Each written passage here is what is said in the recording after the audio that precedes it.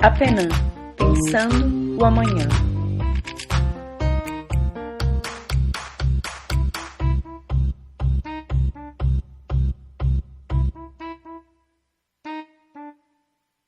Dessa vez eu trouxe uma amiga que eu conheci aqui na Alemanha. Ela é psicóloga e a gente vai falar aqui um pouco sobre a vida na Alemanha, além de questões sobre gênero por aqui. Eu já estava ansiosa por essa conversa e eu acho que vai ser bem proveitosa. Dá uma olhada aí. Um abraço. Oi, Tereza. Oi, Ana. Tudo bom? Tudo. Eu conheço a Tereza do Ciência Sem Fronteiras. Eu fiz estágio em Saarland e ela estava fazendo o intercâmbio dela em Saarland. E ela é psicóloga. Eu acho que é a única da sua área que veio pelo Ciência Sem Fronteiras, né? Não, veio mais gente também. Foi no primeiro, a gente é do segundo ou terceiro edital, né? Que veio pra cá. Eu sou do primeiro edital da Alemanha. Ah, você é do primeiro. Eu acho que deve ser do segundo. Eu sou do segundo edital, então. Então, até o meu edital vieram mais outros estudantes de psicologia do Brasil para a Alemanha. Então, teve bastante gente, assim, não bastante, né? Mas teve gente. Alguns outros teve também. E como foi teu intercâmbio aqui na Alemanha? Eu sei que tu fez estágio também na Inglaterra. Como foi conhecer um pouquinho da cultura alemã, não sei. Olha, eu queria desde muito tempo fazer um intercâmbio, né? Meu foco inicial, na verdade, era ter ido diretamente para a Inglaterra, porque eu queria estudar neuropsicologia. Eu queria que fosse o ponto assim da minha formação acadêmica. Então, aí eu fui pesquisar, né, que países mais ou menos que ofereciam esse tipo de formação, e a Alemanha tem um foco muito forte em neuropsicologia. Daí acabou que por um golpe de sorte ou falta de sorte, não sei, meu resultado do TOEFL, né, de inglês acabou atrasando, saindo um tempo depois do que eu poderia me candidatar pro programa. E aí eu acabei me candidatando para a Alemanha. E aí vim para cá. E então, né, vim aqui para Saarland, para Saarbrücken, a universidade que tem aqui, e vim estudar psicologia. Peguei o maior número de matérias possíveis na área de neuropsicologia. Nesse meio tempo, acabei me candidatando para um estágio na Inglaterra, em Hull, que era conectado com um projeto de pesquisa que tinha aqui, de um professor no departamento de neuropsicologia aqui. E acabei indo para lá para fazer pesquisa com TMS, né, que é estimulação magnética transcraniana. E eu conduzi um experimento lá sozinha na universidade. E foi muito legal. Eu achei que foi a parte mais rica, assim, do tempo que eu passei no exterior.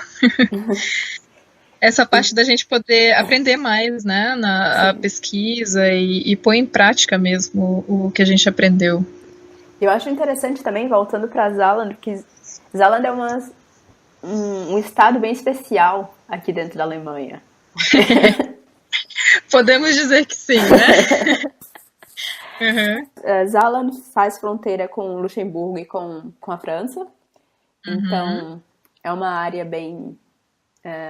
eles falam que é quase a área que fica entre a França e a Alemanha, que quando tem guerra eles trocam. Eles trocaram muito, né? Na verdade, eles foram tomados, né?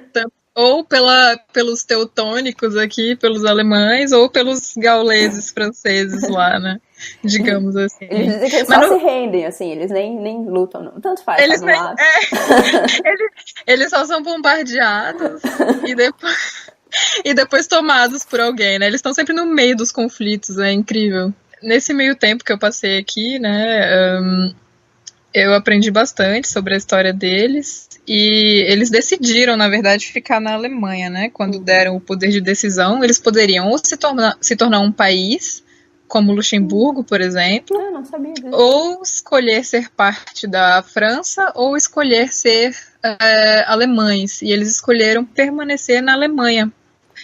Eu acho que pela influência, né, pelo povo, a maioria das pessoas que habitam Saarland falam ou o dialeto deles, né, os saarländisch, ou falam o alemão, né, o alto alemão. Então a cultura deles está muito ligada com a cultura alemã, digamos assim, né.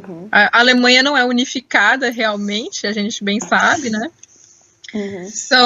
É unificada no papel, mas cada Bundesland, né, cada estado diz ter uma cultura totalmente diferente do outro. Sim. Tipo, não, mas interessante também, porque eles pegam a questão do... Tem esses checkpoints, que aí é tipo Luxemburgo, países pequenos, eles eram conhecidos como meio que um checkpoint de uma área quase que neutra entre os países que tinham mais guerra. Não entendo muito bem dessa parte da história, mas eu acho que Saarland era meio que isso também, provavelmente, até pela... Sim. Uma região, digamos que, não sei se, mas neutra, né, nos conflitos. Porém, bem no centro, né? Sim. Da problemática. Mas eu lembro quando... Eu gostei muito de estar em Saarland, porque eu pude realmente imergir totalmente no mundo, na cultura, língua alemã, porque tipo, eu não tinha nem oportunidade de falar inglês, porque a maioria do pessoal, boa parte deles nem falava inglês direito. É, verdade. É um pouco de questão, você não tem a escolha mesmo, Sim. né? Você tem que falar alemão e às vezes nem tem jeito, você tem que falar saarländisch, porque senão você não entende o que estão falando com você. Eu lembro que teve uma vez, eu achei também, eu morei em St. Wendel, né? Eu acho que você me visitou lá. E não tinha tanta coisa pra fazer na cidade. O que chamam de Dorf, né? E tinha um encontro de mulheres que era, eu acho que era, eu não lembro direito, mas eu acho que era perto de alguma igreja, não lembro. Enfim, e eu fui uma vez e tinha uma senhora que ela tava viva na Segunda Guerra. E ela tava contando um pouquinho da história dela e sobre quando ela saiu daqui de Nordrhein-Westfália, Rhine-Westfália do Norte, eu acho. E de trem, que quando ela chegou aqui em Saarland, que era bem mais tranquilo, porque o pessoal tinha muita fazenda também, então não era falta completa, assim, como... por mais que tava em guerra, claro, mas pelo menos tinha alguma coisa pra comer, assim, tinha o mínimo meio que ela tava falando. Não, eu já ouvi cada história aqui, a minha sogra mesmo, assim, tem uma história de vida bem triste, né, com relação ao pós-guerra, e já ouvi dizer, muitas crianças faleciam por comer ruibarbo, porque pode ser venenoso, né, principalmente para criança e idoso, e tem uma toxina. Nossa, tem muita coisa triste desse período. Nossa, essa senhora mesmo falando sobre como ela veio pra cá num trem de boi, né, no trem de animal, que carregava animal, ela, o irmão mais novo, de braço, né, criança que só pode ficar no colo. De colo, isso. E a mãe dela e tal, ela contando, era uma coisa meio de se emocionar mesmo, e é engraçado como todo mundo tem alguma história, assim. Já fui em festa aqui em Duisburg, na casa da família de um amigo meu, essa casa é bonita, né? Há uma geração atrás ela tinha sido bombardeada e estava no chão. E coisas desse tipo, assim, eu vi essas coisas meio que, pra quem vem do Brasil que nunca teve uma guerra que realmente sacudisse, a gente nunca esteve próximo de uma guerra. Nossa, assim. Lembrei de uma história muito boa. Conte. Não, é um amigo meu, né, que vive aqui em Saarbrücken. Ele comprou um terreno com o marido dele.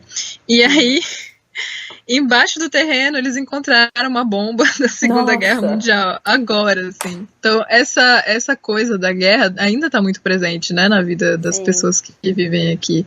Eles não puderam construir a casa por um tempão, tiveram que chamar uma agência especial para poder retirar essa bomba do terreno deles. Enfim... demorou, eles tiveram que ficar um tempão com a sogra dele, porque não podia construir a casa e etc. Até retirarem isso de lá. E parece que era um artefato muito grande, assim. Volta e meia, acham uma bomba aqui e aí, tipo, eles dizem que não é pra você sair de casa e tal. Eu acho que teve. Ah, sim. Eles passam com o carro dizendo pra você não sair de casa porque tem uma bomba em algum lugar. E é meio estranho, assim. No mínimo estranho. Ou fecha a estação de trem porque tá com talvez uma bomba. Às vezes nem é bomba, mas enfim, né? É comum, né? É comum hoje em dia ainda. É meio assustador. Eu lembro uma amiga minha, ela morava na parte alemã, mas perto de eu esqueci o nome da cidade. É uma cidade bonita na França. Strasbourg. Isso, Strasbourg. E a mãe dela era de lá, a avó dela é de lá, então tem as histórias dela andando, tendo que pegar pela fazenda, cuidar dos animais e tal, e passar por uma área que sempre era bombardeada. E ela tava, com o passar dos anos, né, ela tava voltando, meio que o trauma tava saindo, meio que. Então eu lembro que teve um momento que ela pegou minha mão e ficou falando, Reisen ist schön, tipo, viajar é bonito, conhecer pessoas novas é bonito, blá blá blá, e ficou falando de um monte de coisa que era bonito, e do nada ela falou, guerra não é bonito. E ficou parada e ficou olhando e foi meio que droga, o que a gente fez aqui? O que eu fiz aqui? E aí a mãe da minha amiga meio que foi tomar conta dela, meio que, porque então tá naquela... Nossa, imagina o trauma, né? Sim. Passar a infância num período de guerra deve ser... Eu só imagino. Não, terrível. O avô dela foi pra Rússia, né? Então foi um dos piores lugares pra você estar numa prisão naquele tempo. O avô do meu marido também foi pra Rússia. Nossa. Passou 8 anos lá. Sem ninguém ter notícias do que estava acontecendo. Bem tenso, né? Ele fala sobre porque eu acho que muitas vezes as pessoas preferem não falar nada sobre, assim. Como assim? Não gostam de tocar no tema. Sim, verdade. Primeiro porque eu acho que tem um estigma muito grande ainda dos alemães com relação ao nazismo, né? Ao período nazista. Então, muitas famílias preferem manter isso como tabu até, um pouco, né? E existe ainda no mundo, infelizmente, uma associação muito grande, principalmente no Brasil, eu diria, da minha experiência pessoal, do que eu escuto dos meus amigos, conhecidos e pessoas dizendo, do nazismo com os alemães, sabe? Acho que tem muito ainda essa exposição midiática, né? Se dá muita atenção, muita publicidade a isso ainda. Então, enfim, tem muitos neonazistas, né? Aqui ainda. Mas, assim, se for parar pra pensar em proporções, na Alemanha é relativamente pouco, né? Com certeza. E tem punições específicas, né? Pra você dizer que é nazista ou neonazista aqui. Você, com certeza, será punido se te descobrirem. Não, mas é até legal. Tem o AfD que tá aí em voga porque ele não se diz nazista. Mas, apesar das muitos pontos que eles convergem com o neonazismo. Mas tem um partido político realmente nazista, digamos assim. E aí o pessoal até gosta da liberdade, que eles ficam claros, que eles existem, mas sempre que tem algum movimento... Aquelas demonstrações, né? Sempre tem demonstração deles, tem uma demonstração 10 vezes maior do pessoal contra eles, né? Isso, é. Então é relativamente seguro, digamos assim. Eles existem, deixa eles falarem qualquer besteira aqui, porque ninguém dá moral pra eles mesmo. É, é. Tem um pouco, tem um pouco disso, é verdade. Mas eu não sei se eles são um partido, eles são um grupo, não? Eu acho que eles são um partido. É? Eu não sei muito sobre, na verdade. Eu sei sobre o AfD. O Agora, AfD já é um pouco, eu considero mais perigoso porque eles não se assumem como. Eu acho o AfD um pouco mais delicado.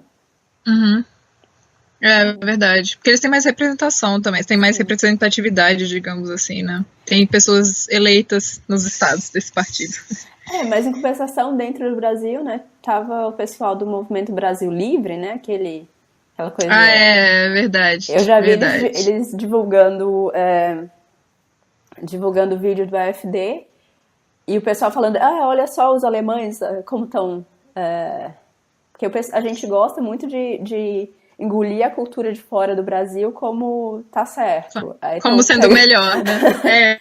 E aí pega o Verdade. vídeo do AfD logo. Bem, muitos alemães dizem que o AfD não é Mal nazista, sabem. né? É, Desculpa, não lê isso sem parar pra pensar. mal sabem os brasileiros, né? Da rejeição a esse partido aqui. Sim, sim. Enfim. É, é. Mas voltando também para essa questão de questionamento da cultura europeia, da gente não aceitar muito bem, não poder aceitar simplesmente, dizer que eles são sempre certos. Um dos motivos que eu te chamei aqui foi pra gente conversar sobre a questão de gênero. Uhum. Vamos lá. Então, eu queria que tu me falasse um pouquinho do teu mestrado e Da minha pesquisa, né? isso, isso e aí depois a gente trazia um pouquinho da questão do gênero aqui na Alemanha. Tá bom, vamos lá. Então, no momento eu estou conduzindo uma pesquisa aqui na Alemanha e com um grupo de pesquisa na UNB, né, que é a Psicodinâmica do Trabalho Feminino. E o foco da minha pesquisa, que engloba a minha situação, inclusive, né, digamos assim, de ser mãe de filho pequeno e trabalhar. Como é que isso está sendo no mundo, né? A realidade e o que poderíamos melhorar a respeito disso. Então, segundo um relatório publicado no fim do ano passado pela OIT, existe uma desigualdade gigantesca, né, entre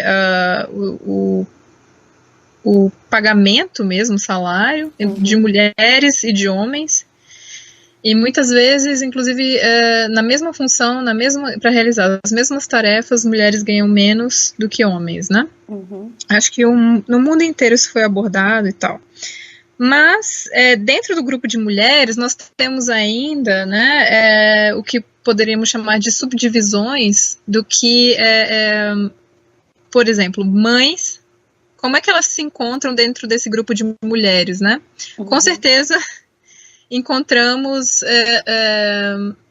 várias diferenças entre uma mulher solteira, por exemplo, né, sem um parceiro e sem filhos, e uma mulher com filhos e um parceiro. Então, o que acontece? A OIT, inclusive, nomeou essa diferença, que é a Motherhood Wage Gap. Que temos ainda uma diferença muito grande do que mães ganham de salário e o que não mães ganham de salário para realizar as mesmas tarefas. O problema é que mães, às vezes, para sustentar os filhos, precisam aceitar trabalhos, digamos que, piores do que o que não mães têm disponível. Por quê? Pela necessidade de sustentar os filhos, né? Sim. E existe um preconceito muito grande no mercado e esse é o maior problema, né? Com mães. Que é o seguinte, a mãe, por algum motivo, terei de pagar a mais porque essa mulher é mãe. sem fazer uma análise mais crítica a respeito disso, sabe? Algumas empresas acham que pelo fator da mulher ser mãe, a mulher vai trabalhar menos, ou vai faltar mais, ou vai ter um custo maior para a empresa, o que não é verdade. O que acontece é, homens acabam sendo mais caros, né, em números, digamos assim, para empresas, do que mulheres e mulheres mães. Homens sofrem muito mais acidente de trabalho, homens têm, muitas vezes, em muitos setores, produtividade menor do que mulheres, e isso vai da expectativa, né, em relação ao homem médio, digamos assim, classe média, branco e com formação equivalente à de uma mulher. Se espera muito menos de um homem do que de uma mulher nas mesmas condições, sabe? Então, mulheres acaba tendo um custo maior. Acho que, se não me engano, tem um estudo que publicou em 2008 ou 2009, esse custo que homens têm a mais para empresas. Isso no mundo inteiro? Isso no mundo. Esse estudo foi específico para a América Latina, mas comparou dados do mundo todo. Interessante. Enfim, aqui na Alemanha, por exemplo, não vemos uma diferença tão grande com o cenário mundial. E aqui, por exemplo, estou com o relatório da OIT aberto. E no Brasil a gente tem uma diferença salarial, né? Desse wage gap, desse buraco, digamos assim. Como é que a gente poderia chamar isso? Dessa diferença salarial, né? Entre uma mãe ganha cerca de 21,7% a menos do que uma mulher que não é mãe no Brasil. Para realizar o mesmo trabalho, digamos assim. Interessante. E é problemático, né? Porque se você tem que sustentar filhos, como é que você né? Claro. Você faz essa relação e você encontra muitos problemas aí. Bom, você quer falar um pouquinho sobre a questão de como foi ser mãe no mercado de trabalho? Não sei, você quer falar um pouquinho mais sobre a tua experiência pessoal? Eu vou dizer que foi bem complicada, porque eu voltei para o Brasil, né, para continuar os estudos na UNB. E ao contrário da Alemanha, e aí encontramos uma diferença muito grande, que é o tratamento que mães estudantes, por exemplo, recebem na Alemanha e o tratamento que mães estudantes recebem no Brasil. No Brasil, você não tem uma creche ou um local onde as crianças possam brincar enquanto a mãe estuda, sabe? Não existe uma infraestrutura no Brasil para sustentar ou para acolher mães em geral, principalmente mães estudantes. Parece que é negado esse direito às mulheres que são mães no Brasil, sabe? Sim. É como se você não pudesse mais estudar, se qualificar para o mercado de trabalho. E ao mesmo tempo te exigem essa qualificação, sabe? Sim. Então é um paradoxo muito grande. Já aqui na Alemanha, por exemplo, não. Você tem, geralmente você encontra creches, né, a Kita, que eles chamam, para deixar o seu filho. E se você é estudante, a universidade, a biblioteca, por exemplo, tem um local onde tem uma pessoa ou pessoas que vão cuidar do seu filho enquanto você vai para aula, sabe? Se você quiser deixar o seu filho lá, tem uma espécie de berçário onde alguém vai cuidar do seu filho enquanto você vai lá para um seminário, para uma Vorlesung, né? Que é aquelas as aulas de auditório. Isso. E se a criança tiver, por exemplo, 3 meses e estiver sendo amamentada exclusivamente, você pode deixar o seu filho lá, você vai, amamenta, volta, sabe? É bem mais tranquilo do que no Brasil, por exemplo, que agora estão começando a montar creches e espaços para crianças nas universidades. Então, para mim, assim, isso foi bastante difícil. Meu marido tinha que ir comigo para aula, para ficar com o bebê, porque eu estava amamentando exclusivamente. Não queria deixar em casa dando fórmula, sabe? Sim. Então ele foi comigo, tipo, foi assim, sensacional. Ele é sensacional. E foi assim, foi o que me fez continuar, né? O que me deu suporte para continuar estudando e para terminar o curso. Ai, que bonito. Que bonito. Mas assim, a maioria das mães não recebe esse apoio, né? Uhum. Principalmente no Brasil, não existe esse tipo de apoio. Sim. E tem de trabalhar em subemprego para conseguir sustentar os filhos. Sim, sim.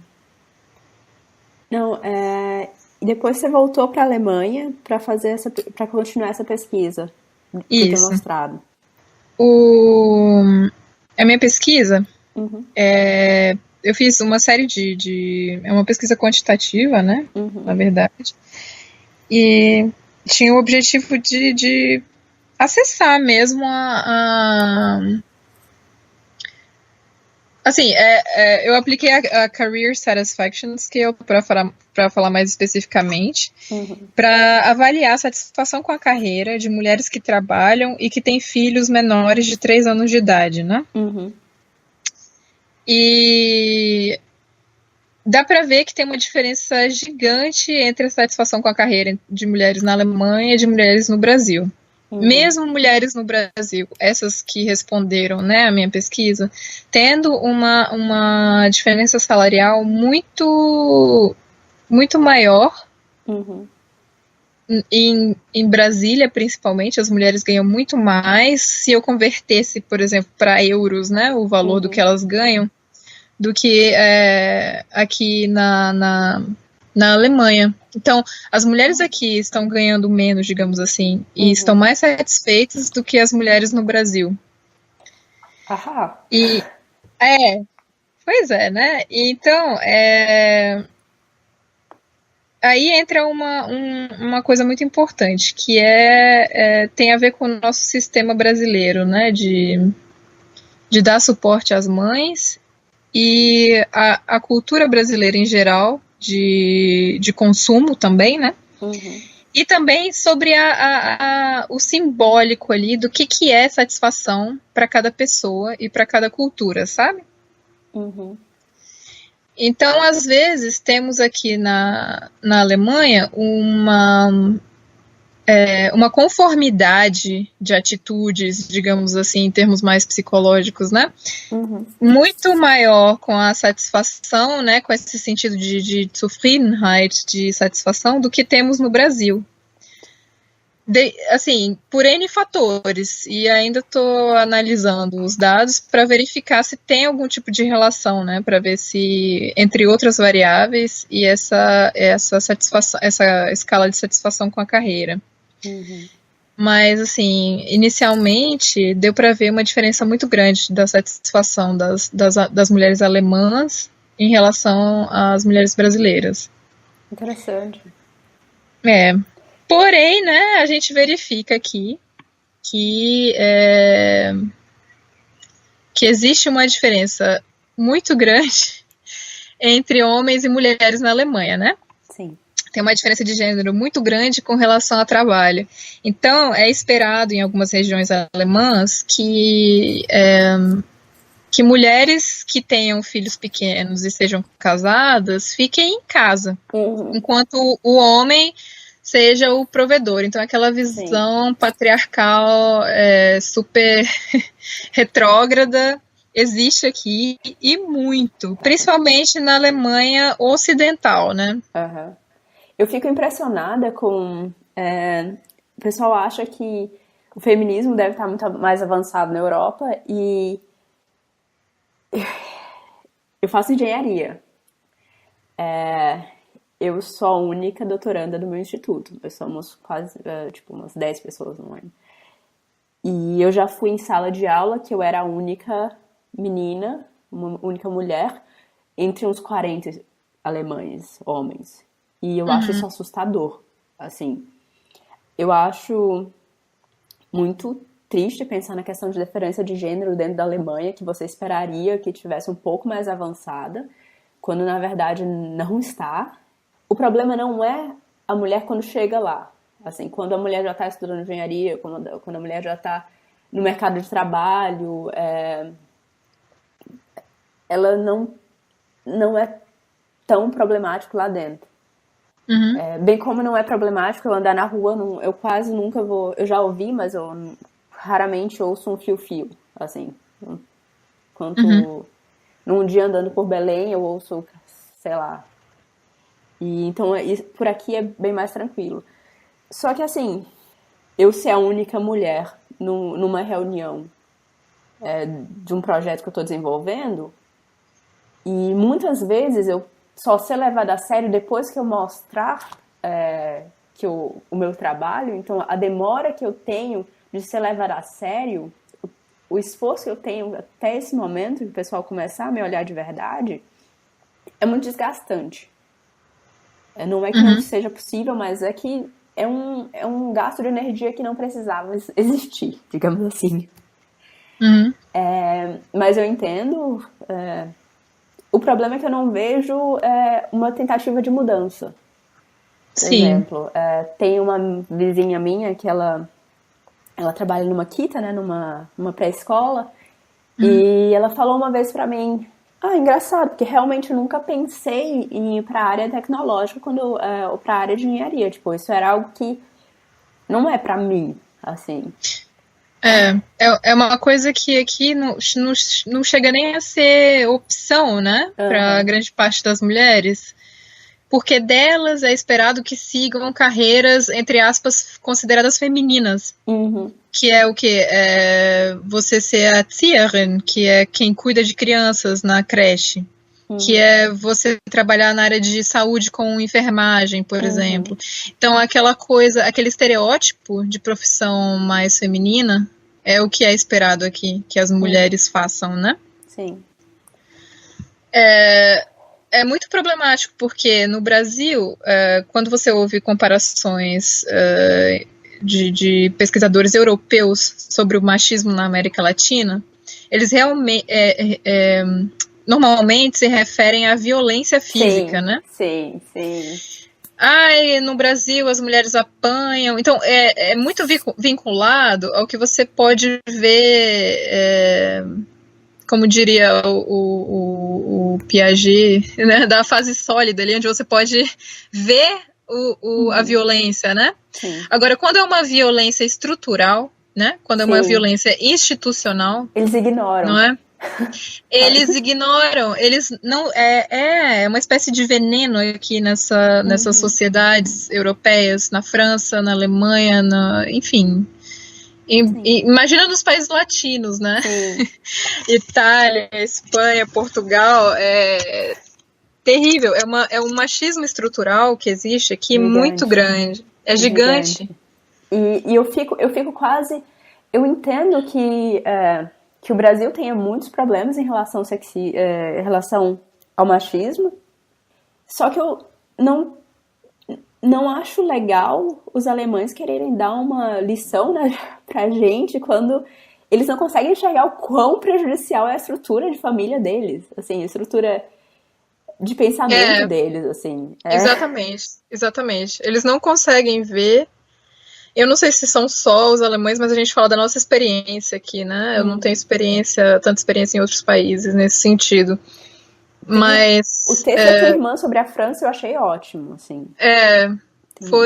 Resume muito dessa realidade aqui na Europa. Eu vou deixar o link na descrição do vídeo, porque foi um texto muito bom e mostra como... A questão do machismo na Europa é bem mais grave do que a gente pensa e como isso me afeta bem mais, diretamente, assim, eu sei que eu tenho que me policiar um pouco para tentar entender e tentar fugir dessas situações, porque eu vejo isso acontecendo e eu também fico muito triste pelas mulheres que, quando eu falo que eu faço engenharia, como elas acham que é algo difícil demais na cabeça delas e é algo difícil demais para elas. Isso eu fico muito triste. Não tem a escolha certa ou errada em momento nenhum. Assim, Não é que o que dá certo e o que dá errado, não é se eu dar certo. Mas é muito importante a gente saber de todas as opções que a gente tem. E privar as meninas de simplesmente saberem que elas têm as opções de ir para as áreas que elas quiserem, eu acho algo muito grave. Com certeza, com certeza.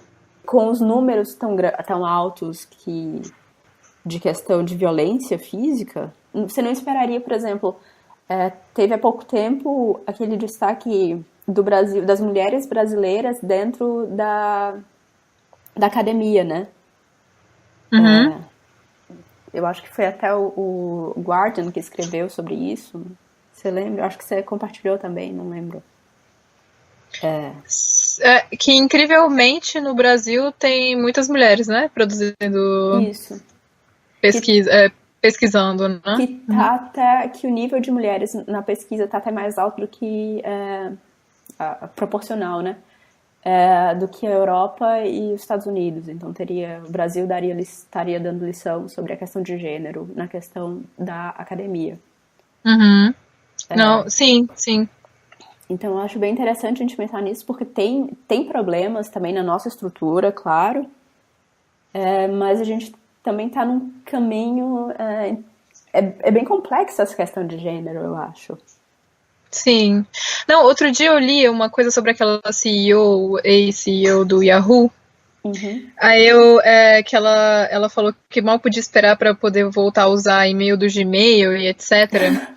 E aí todo mundo criticando a mulher. E aí eu li um comentário de um cara falando: é por isso que mulher não pode ter cargo de liderança. Aí eu olhei assim, cara, e quantos homens, eu me perguntei, né? E quantos homens já não fizeram o que bem entenderam com empresas, faliram em empresas, sabe? Tiveram cargos de liderança. A mulher não tem direito de falhar. Sim. A mulher não tem direito num cargo alto, assim, né? Ela tem que estar sempre se provando, porque sempre estão duvidando da capacidade dela. Nossa, isso é muito irritante. E eu lembro também na questão da nossa autoestima. Sim, eu lembro desde criança é assim. Eu lembro quando eu tava saindo da faculdade e eu tava me candidatando para vagas, e um amigo meu, engenheiro alemão, tava meio, como assim, você tá se candidatando para vagas que você completa todos os requisitos? Tipo, eu nunca faço isso, porque eu sou overqualified. Provavelmente sou qualificada demais para esse cargo. E eu fiquei naquele momento, foi um momento de, como assim? Quando você não tem um ponto, você se candidata mesmo assim? Tipo, eu não sabia que tinha essa possibilidade.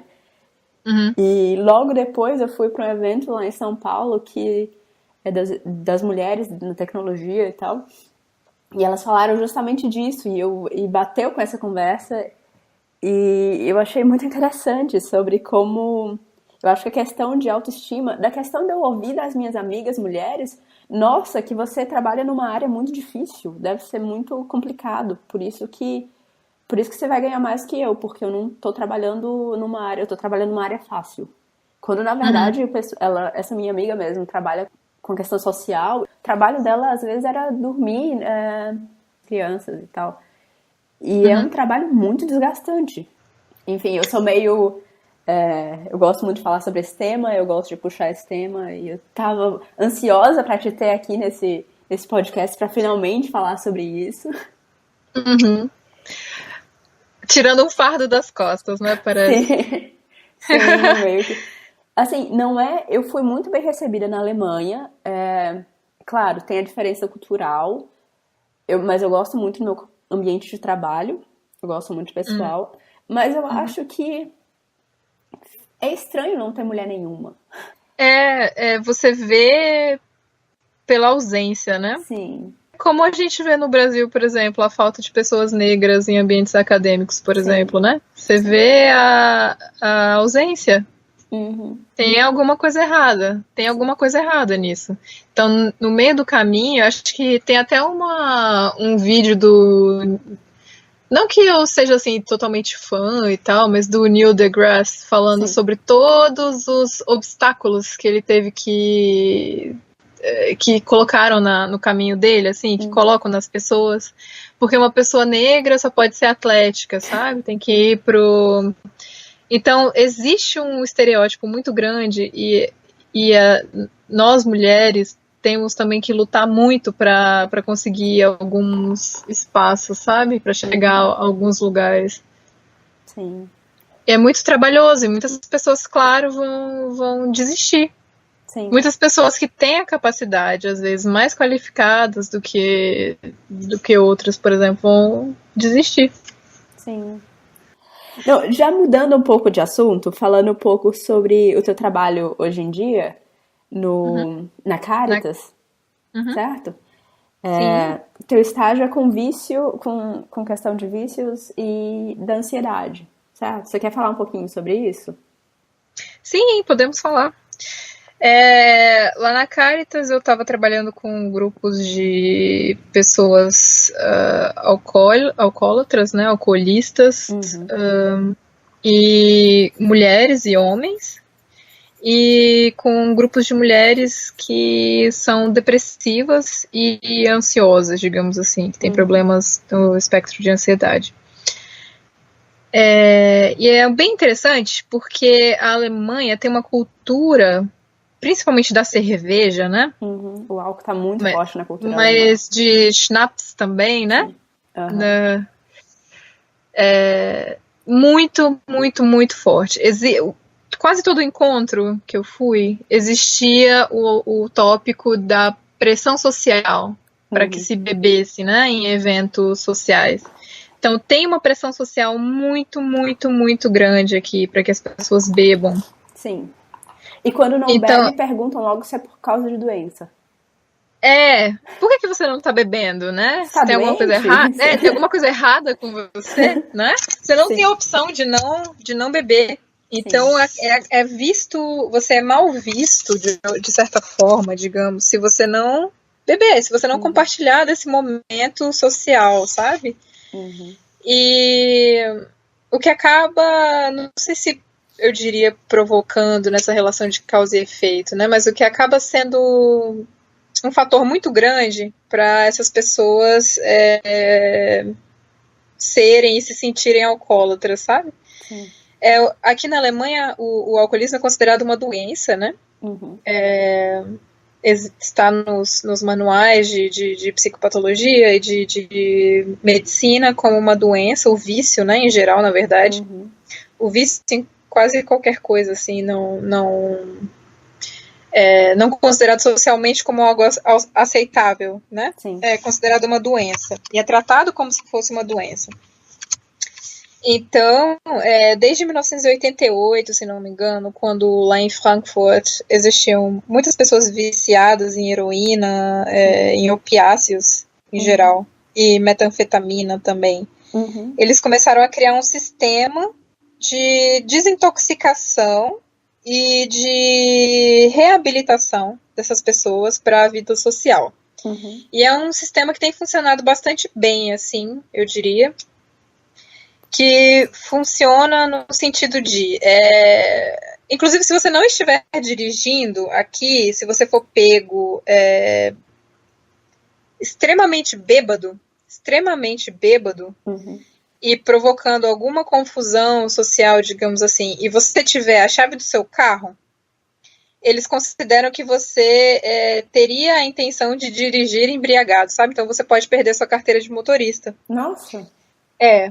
E aí você tem que passar por um sistema de 1 a 2 anos para poder reaver a sua carteira de motorista. E para isso, você precisa passar pela desintoxicação, você vai para um hospital, passa em média uma semana, 11 dias no hospital internado, para se desintoxicar, né, tirar o álcool do seu sistema totalmente, principalmente pessoas que bebem o tempo todo, né? Geralmente o alcoólatra bebe todos os dias, né? Não consegue viver sem essa substância, né?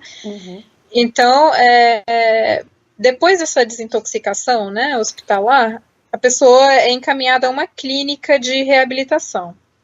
Então, geralmente, isso é pago pelo seguro-saúde alemão, né, que é obrigatório que todas as pessoas que vivem na Alemanha paguem esse seguro, né?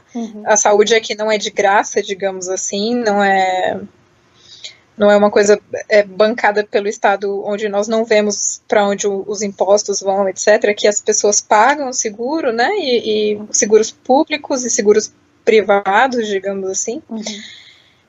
E aí, quando você vai para uma dessas clínicas, o seu seguro paga para você, assim, um tratamento de 3, 4 meses, algumas pessoas chegam a ficar 6 meses, 1 ano em tratamento, sabe? Principalmente se elas são o que eles chamam de rückfällig, que é quem volta a beber, né? Quem volta a usar a substância para a vida, né? Em geral. Então, aí depois dessa internação, a pessoa é encaminhada para um grupo de Nachsorge, que é o quê? Um cuidado pós-tratamento, né? Pós-reabilitação. E aí é ideal que a pessoa fique por anos nesse grupo, né? Idealmente até o fim da vida, para não voltar a ingerir essa substância. E aí é onde eu estou trabalhando, que é esse grupo de Nachsorge, de cuidado com para que essas pessoas não voltem a ingerir a substância, sabe? E é bem legal que você vê, tem uma adesão geralmente muito grande. Você vê que algumas pessoas de vez em quando desaparecem, às vezes são encaminhadas novamente para a clínica de reabilitação, às vezes voltam a beber e somem, mas tem muita gente que permanece. Tem um grupo lá, né, na verdade, que chega a ter 23 pessoas, assim, e é muito legal a dinâmica, eu acho bem interessante. É bem legal. E, bom, mais ou menos isso que eu estou fazendo legal. lá na Caritas. E do grupo de mulheres depressivas, algumas são ex-alcoólicas, né, ex-alcoolistas, e geralmente apresentam um quadro depressivo maior, né, então chega a ser um grupo de conteúdo bastante pesado, sabe? Mas ali elas encontram um espaço onde elas se identificam com os pares, sabe? Com outras mulheres que passam ou passaram por problemas semelhantes. E encontram nessas mulheres e na terapia, né, nos terapeutas, um suporte. Então, isso faz com que, assim, dá pra ver a mudança ao longo do tempo e é muito gratificante, sabe, na vida delas, assim. Quando elas começam a tomar a decisão por elas mesmas, assim, começam a estabelecer limites. Às vezes elas vivem em situações extremamente abusivas, principalmente por causa dos maridos, assim, devo dizer que a carga marital é bastante forte também, sabe? Você vê muito uma dependência emocional, problemas na infância, sabe? Tem bastante. São casos bem. E muitas coisas você consegue ligar à cultura machista, sabe? Sim, sim. Não, eu fiquei muito surpresa quando. Eu gosto muito de conversar com a Tereza e volta e meia a gente bate nesse tema. E na nossa última conversa, eu lembro que você botou o exemplo das mulheres quase meio que pedindo permissão para uma compra para os maridos, né? Ah, sim, verdade. Aqui nesse estado, em Saarland, é considerado pelos manuais de estatística, né, alemães, o segundo pior estado para as mulheres, digamos assim, nesse sentido do sexismo. Qual é o pior? O pior... deixa eu ver se eu acho aqui. O pior é Nordrhein-Westfalen. Sério? Eu tô aqui. Esse é o pior estado para as mulheres na Alemanha. Faz sentido, eu entendo isso. O segundo pior estado é Saarland. E o primeiro pior, digamos assim, né, o campeão é Nordrhein-Westfalen, que é a Westfália do Norte, né? Rhein-Westfália do Norte, eu acho, uma coisa assim. Em português, Infelizmente, o que é considerado a Alemanha Ocidental é pior para as mulheres. Não, esse vai levantar o tópico também, porque, tipo, North Rhine-Westphalia, né, é meio que quase a parte mais ocidental possível, né, onde aqui teve a Revolução Industrial, depois a gente precisa fazer em algum momento um podcast sobre a região do Ruhrgebiet, onde eu tô morando. Mas teve... eu acho que eu até te recomendei há pouco tempo aquele documentário sobre Leben de Osten Anderes, eu acho que é. Sim, o amor na Alemanha Oriental é diferente. Isso, é uma coisa assim. E sobre a diferença da questão machista da Alemanha Oriental e da Alemanha Ocidental. E, quer dizer, de como as mulheres na Alemanha Oriental estariam mais até na questão sexual, na questão trabalhista, em tudo isso, mais envolvidas, meio que, mais libertas do que na Alemanha Ocidental. Você vê uma diferença muito grande. Às vezes, nas estatísticas, eles deixam Berlim, né, a cidade-estado, né, de Berlim, fora da estatística, porque é aquém do resto, assim. Até mesmo na Alemanha Oriental, Berlim está aquém dos números, sabe? Sim. É uma região bastante diferente do resto. Então, você encontra, assim, digamos, entre aspas, uma igualdade, ou eu diria equidade de gênero em Berlim, por exemplo. É muito diferente. E Berlim também tem muitas pessoas estrangeiras, né, na verdade. Sim. Tem muita gente, como gostam de chamar, expatriados, né? Sim. Imigrantes. Tem muitos imigrantes que estão trabalhando e vivendo em Berlim, em geral. Então, acaba sendo difícil você separar essa realidade que foi construída lá do resto da Alemanha, mesmo da própria Alemanha Oriental. Mas, realmente, eu estou aqui com os gráficos das diferenças, né, para mães e para homens, pais, com crianças de 0 a 17 anos na Alemanha. E a gente vê uma diferença, assim, absurda de como as mulheres trabalham na Alemanha Ocidental e na Alemanha Oriental, né? Então, é claro que homens trabalham mais tempo, né? Não mais tempo, mas em maior número, né? Em porcentagem maior com relação às mulheres na jornada integral, né? Sim. Já a maioria das mulheres na Alemanha Ocidental ou trabalha nessa meia jornada, né? Uma jornada, assim, no corte, as mães aqui geralmente ganham até uns 1.200 euros, sabe? As que trabalham em meia jornada. Agora, as que trabalham em jornada integral ganham bem mais, né? Bem acima dessa média. Ganham acima de 1.800, 2.000, geralmente. Mas isso sem impostos ainda, isso sem contar os impostos. Isso, eu acho que é neto, eu acho que é líquido. E na Alemanha Ocidental, você vê que, assim, a maior taxa de mães de filhos de mães com filhos até 17 anos que trabalham, chega só trabalham em jornada integral, né?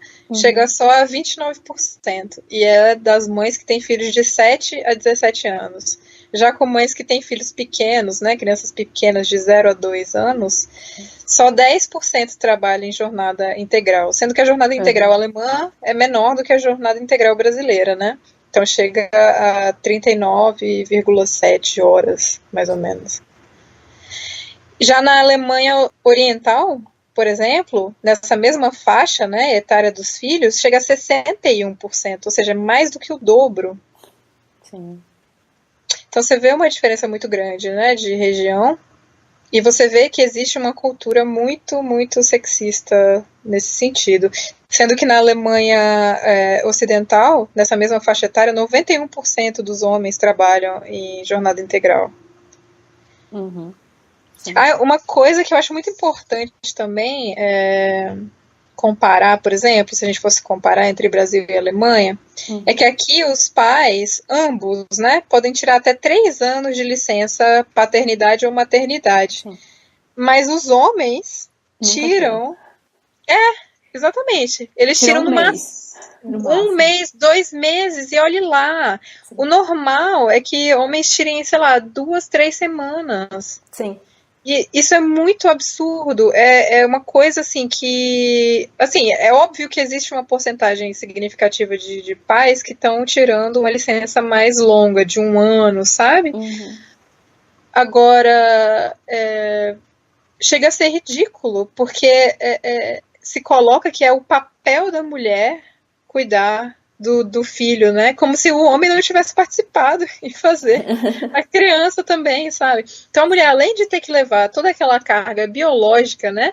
De gerar um filho, amamentar o filho, ainda tem que ficar todo esse período, sabe?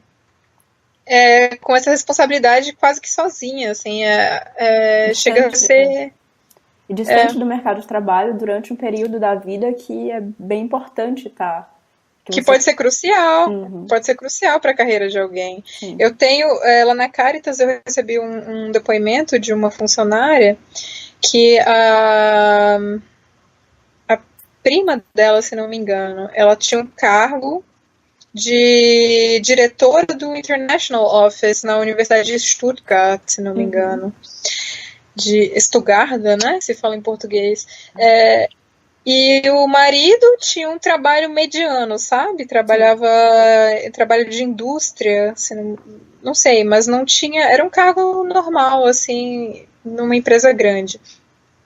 E ela teve que renunciar ao cargo de diretora do escritório internacional da universidade para cuidar do filho, porque o pai não se negou a permanecer em casa, assim, depois do tempo afastada que ela ficou. Como a universidade não podia ficar tanto tempo sem uma diretora, né, ou sem um diretor, acabaram que deram o cargo para outra pessoa depois do tempo, sabe? Sim. O que eu acho também um pouco problemático, né, porque a mulher deveria ter o tempo de licença dela sem perder o cargo, né? Mas isso também me lembra bastante a questão... Você sabe que tem bastante preconceito em relação aos turcos. E sim. Há pouco tempo, relativamente pouco tempo, eu ouvi alemães reclamando porque tinha uma senhora turca que ela tinha um trabalho melhor que o do marido, teve que largar o trabalho para ficar com o marido. E eles falam, como sempre, como se isso fosse algo que nunca acontecesse na Alemanha. Hipocrisia total, né? Sim. Era aquela xenofobia clássica, né? E hipocrisia, porque a realidade das mulheres alemãs não está aquém dessa realidade dessa mulher que você descreveu. Sim. Inclusive, assim, eu tenho exemplos muito próximos, viu, de pessoas que ou tiveram que abandonar, pessoas com doutorado aqui, que viraram donas de casa, sabe? Por causa dessa... Eu diria um consenso forçado familiar de que o homem continuaria a trabalhar e a mulher ficaria em casa cuidando da criança, sabe? E como sempre, eu gosto muito de destacar que aqui eu não tô falando que não é certo ficar em casa com criança, de forma alguma. Pode ser uma escolha também, justamente. Claro. Tem não que ser uma escolha. De forma alguma. Bem como é importante a gente não condenar a escolha da senhora turca, porque, tipo, do mesmo jeito que tem essa escolha do lado das alemãs, que elas têm essa liberdade, por que a gente vai apontar o dedo pra colega turca só porque ela tá usando o véu? E isso eu já passei por algumas situações bem constrangedoras de pessoas falando alto contra o véu da pessoa que tava andando do nosso lado. E foi uma situação realmente muito constrangedora pra mim, porque eu não concordava com a minha amiga que tava falando essas coisas. E você fica quase sem saber o que fazer nessa hora. Uhum. E são os momentos, assim, que as pessoas estão sendo... estão sem perceber, sendo racistas, sem se tocar. Sem pensar sobre, sem nem entender isso. E é muito triste, eu acho, assim, você não poder debater sobre isso. Tem muitos âmbitos, né, desse tipo de problemática. Você pode, tanto no problema de abrigar refugiados, até esse sexismo que a gente vê tão claro, né? Tem muitos comentários hipócritas que dá para ouvir por aqui. Sim. E não tá muito aquém da realidade machista brasileira, por exemplo, Sim. sabe? Não está muito aquém. Os níveis de violência física, né, são muito menores de fato. De fato, em alguns lugares, inclusive, praticamente inexistente. Agora, violência psicológica em relacionamentos, sabe? Eu diria até uma certa escravização de certas mulheres das gerações passadas, que hoje em dia são donas de casa.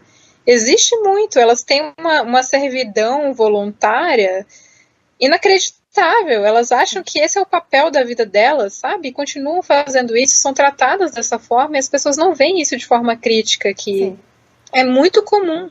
Justamente esse é o problema, como é comum aqui e como não está sendo discutido o suficiente, assim, como a maioria das minhas amigas, as mães, deixam bem claro que elas precisam ter o marido provedor, digamos assim. Isso. E isso é bem complicado, assim. Enfim, vamos terminar essa conversa dessa vez por aqui, porque a gente já tá falando bastante.